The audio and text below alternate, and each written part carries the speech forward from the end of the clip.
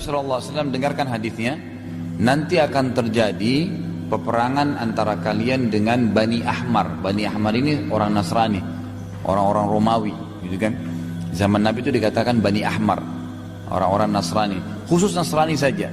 Nah, awal kisahnya Nabi ceritakan, kata Nabi SAW, kalian akan bertahaluf. Tahaluf itu akan bekerja sama dengan mereka untuk memerangi satu kaum, tapi nggak disebutin siapa itu.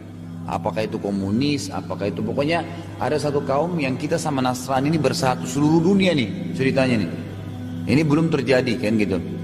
Kemudian kita akan bersatu lalu kita memenangkan peperangan. Muslim sama Kristen ini yang bersatu ini memenangkan peperangan. Pada saat mereka pulang ke negara masing-masing, terjadilah cekcok kecil antara prajurit Muslim sama prajurit Nasrani di negeri Syam, di Damaskus, di ibu kota Syria. Terjadi ribut pada saat itu karena orang-orang Nasrani mengangkat bendera salib sambil dengan bangga mengatakan kami yang memenangkan peperangan, kami yang memimpin. Maka si Muslim ini mengatakan kami juga terlibat, cekcok gara-gara itu. Maka akhirnya terjadi ribut dan mereka perang, terjadi perang kecil. Kata Nabi SAW, maka Allah menghormati dan memuliakan kelompok Muslim yang ada itu dengan semua mati syahid, terbunuh semua.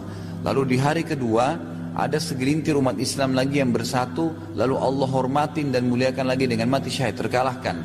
Lalu kelompok hari ketiga berkumpul lagi, terbunuh lagi mereka semua mati syahid. Setelah itu hari keempat seluruh muslimin seluruh dunia bersatu. Lalu bersatulah, jadi pasukan besar perang-perangan, pasukan Islam lawan Kristen.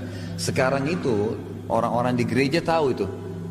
Mereka tahu, orang Nasrani, dan mereka mengistilahkan akan terjadi perang salib besar, penentuan. Jadi mereka tahu sebenarnya itu akan terjadi.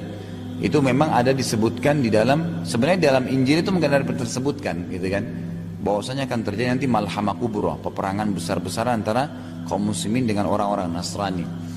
Nah, pada saat itu kata Nabi SAW, maka karena muslimin bersatu semua, orang-orang Nasrani pun bersatu di bawah 80 bendera. Sebagian ulama hadis mengatakan 80 negara. Jadi perang besar-besaran gitu kan pada saat itu. Terjadi peperangan yang Allahu alam berapa lama waktunya, tapi terjadi peperangan besar-besaran. Sebagian riwayat menyebutkan pada saat itu peperangan akan terjadi kembali seperti zaman dulu menggunakan kuda. Ya. Ada sebagian ulama yang mengatakan kemungkinan karena besarnya peperangan, jadi mungkin semua yang merupakan sumber daya listrik ini habis.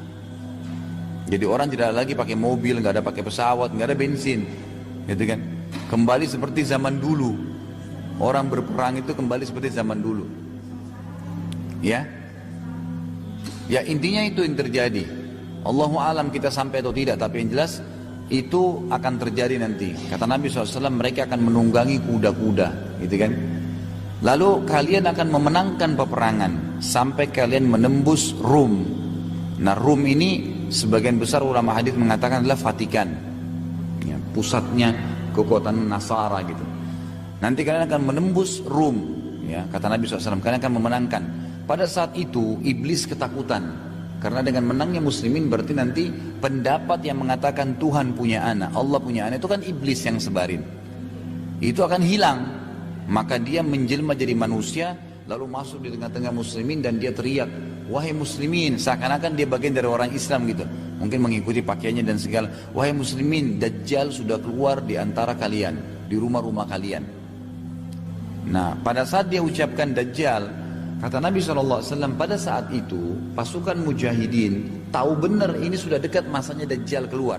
Dan apa pesan Nabi kalau Dajjal keluar? Kata Nabi SAW, kalau kalian dengar Dajjal keluar di satu tempat, menghindarlah. Selamatkan diri kalian walaupun harus ke atas gunung. Dan jangan seseorang di antara kalian mengatakan iman saya kuat, saya mau lawan, nggak bisa. Ya, kata Nabi SAW, bisa saya dia mengucapkan itu, ternyata dia jadi pengikutnya.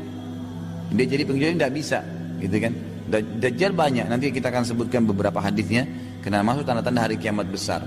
Nah, akhirnya pasukan mujahidin bubar, pada pulang masing-masing ke rumahnya karena ingin menyelamatkan keluarganya.